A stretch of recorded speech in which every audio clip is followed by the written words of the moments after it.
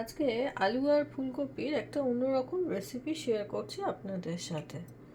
ফুলকপিগুলো এরকম সরু সরু পাতলা পাতলা করে কেটে নিয়েছি।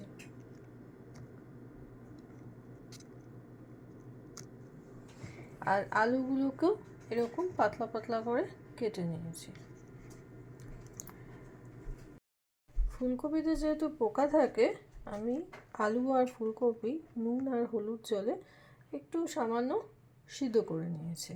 তো শুরু করছি আজকে নতুন রেসিপি নতুনভাবে। প্রথমে দিয়ে দিচ্ছি 1.5 চামচ মতো তেল। সর্ষের তেলও করতে পারেন, আমি অলিভ অয়েলও করতে পারি, যেমন খুশি। ফার্স্টে আলু আর ফুলকপিটা ভেজে নেব। ফুলকপি হালকা ভেজে নেব।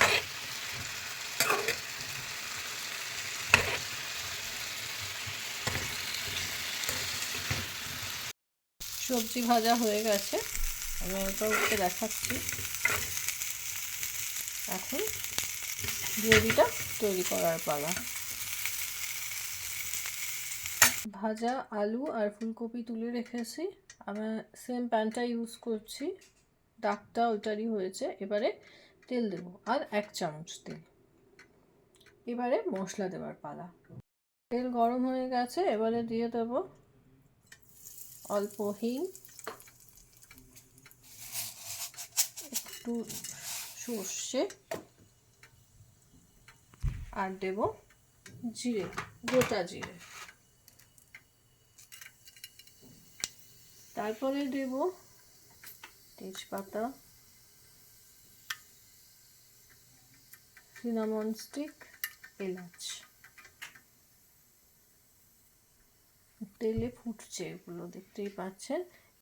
এরপরে দেব কাঁচা লঙ্কা কুচি আর আদা কুচিও দিতে পারেন, আবার বেটেও দিতে পারেন।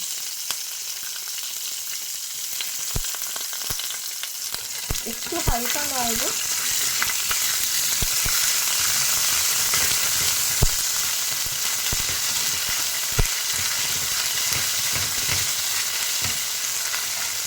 এরপরে অ্যাড করে দেব কুচনো পেঁয়াজ, অল্প একটু। আপনাদের বলি, এখানে আপনারা পেঁয়াজ কুচি ইউজ করতেও পারেন, নাও করতে পারেন।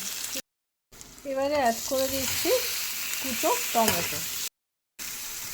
টমেটো কুচিও দিতে পারেন, আবার টমেটো পেস্টও করে দিতে পারেন। এবারে মশলা দিতে থাকবো। পেঁয়াজটা হালকা ভেজেছি, কিন্তু পেঁয়াজ খুব বেশি ভাজেনি, হালকা ভাজার পরই আমি টমেটোটা অ্যাড করেছি। প্রথমেই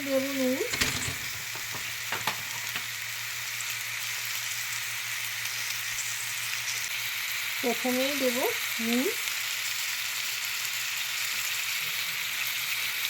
তারপরে হলুদ,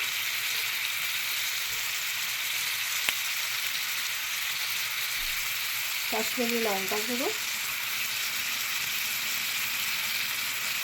ধনে গুঁড়ো, আর লাস্টে দিচ্ছি জিরে গুঁড়ো। এবারে মশলাটাকে ভালো করে আমাকে কষতে হবে।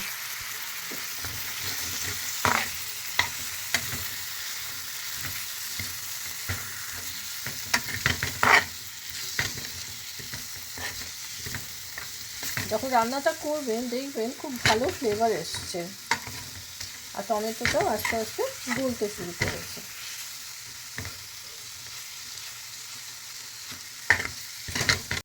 মশলাটা কষতে হবে হাই ফ্লেমে। দেখুন আস্তে আস্তে মশলা থেকে তেলটা ছাড়ছে, আর একটু অপেক্ষা। তবে খেয়াল রাখতে হবে, হাই ফ্লেমে থাকা মানে কিন্তু কনস্ট্যান্টটাকে নাড়তে হবে। মশলা থেকে তেল বেরিয়ে যাচ্ছে, এবার আমি অ্যাড করে দিচ্ছি ভেজে রাখা আলু আর ফুলকপিগুলো। ভালো করে মশলার সাথে মিশিয়ে দিচ্ছি, আর গ্যাসটাকে করে দিচ্ছি লো ফ্লেমে।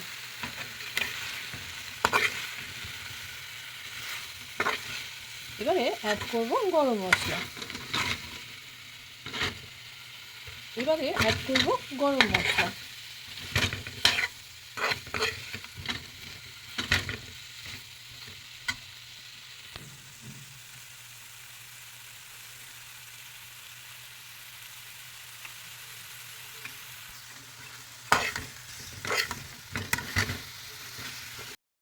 ফাইনালি দিয়ে দিলাম ধনে পাতা কুচি।